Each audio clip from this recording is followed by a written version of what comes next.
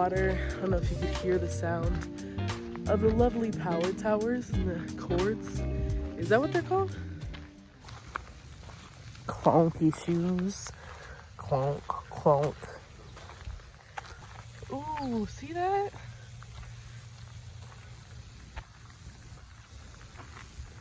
This is so beautiful. See? This really doesn't look that steep on video, but in person, it's so fucking steep. I don't know if this is gonna seem as big to y'all as it is in person. It's totally not. But I was always wonder how old this tree is. Like, it's so beautiful and it's so undisturbed because it's like drought and then it's perfect. How pretty, a bunch of bees doing their work.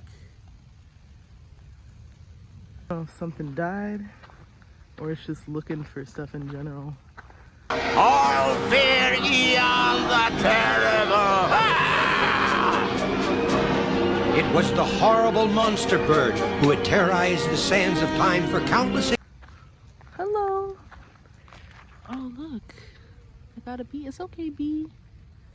Do your thing. That's a shy bee. So I like to try to see. These look really similar to like the broccoli. Because if you see even the leaves down here and there look very similar. They look like little grapes. I definitely don't know what these are, but I do want to go to a foraging class. So if the world really does get that bad, I can at least figure out what to do and what's okay to eat. Got another snake hole. And another snake hole. Ooh. And hella snake holes. Look at all of these. You really gotta be careful. Oh my god. Because it's about to be snake season. Found these. I'm pretty sure it's safe enough to smell. But it looks like it's something out of the salvia family, especially given the leaves. And you know, we are in SoCal, so it very well could be. I've never seen white sage flower, but I'm pretty sure this is sage. Let me smell. Oh, yep. This definitely is. It's beautiful. I've never seen them flower like that. So yeah, there you go. Native California white sage. But I better not catch any of y'all coming and picking this shit. You better let it live. What you do if you want to smell it is you rub the leaves, get the little oil essence, and sniff. You don't need to pick anything. That's not for you. These are the beautiful flowers. All of these, they're so beautiful. And when the brown parts, if you've never harvested flowers before, when the brown parts start to really dry up, you could stick them in your hand, rumble it around, and then that's where the seeds will be. But I'm pretty sure white sage, oh my god, it's all over here. Damn. The reason why it's kind of not cool to do that is because, or kind of not worth it, is because they have such a low success rate. I don't know. I feel like I read like it was a 10% success rate to germinate from seed. That's why it's a problem with a lot of people using it commercial use and just selling it like that, is because they're not growing it from seed. They are just lopping it off from its native land and selling it like that, because it takes, I don't know if y'all have some white sage. I have one at home that I vowed to never buy one again. It takes so long to grow, and I'm looking at all of these and they probably take so long to grow. That's the reason why it's hella hard. Is this really looks like rosemary, but it, oh my god, I don't know if you can see, there's like hot pink inside of these flowers. Little insects having their day. Looks like rosemary, but if I go ahead and feel it, once again, not picking them off, just rubbing the oils on, it doesn't smell at all. Now I'm going to give you a little update on the garden.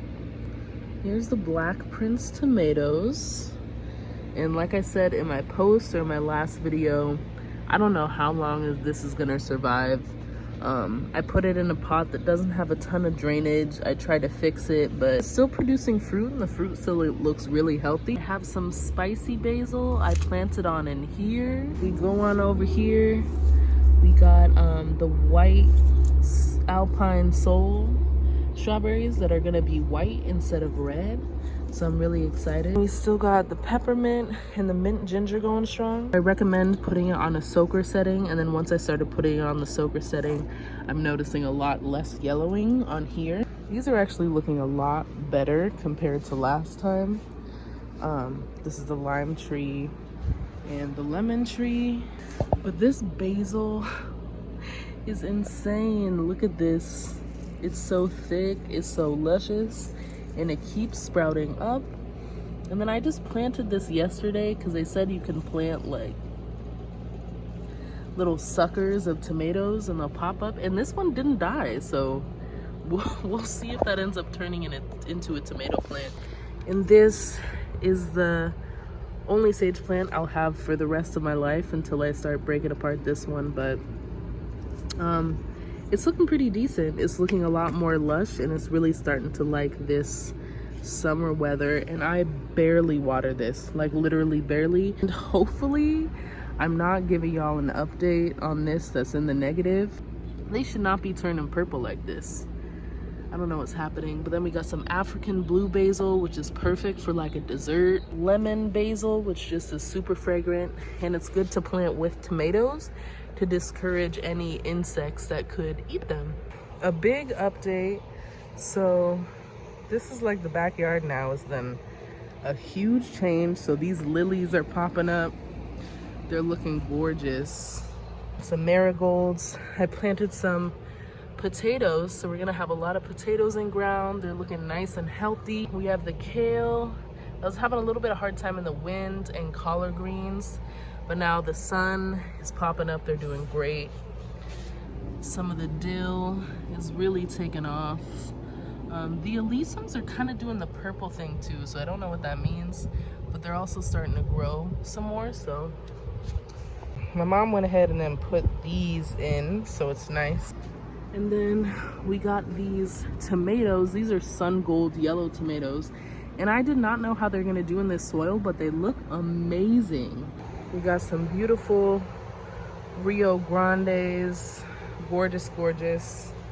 I planted some cilantro around the base of this orange tree. Then some flowers over here, and these are perennials, so they're gonna grow back each year. And then we got some little bug houses and one over there. It's like a little later in the afternoon, probably like 3 o'clock, I think. And a lot's changed. So this now looks a lot better. And then, I don't know if I showed you before, but I had basil. So I stuck basil in between both the kales and the collards.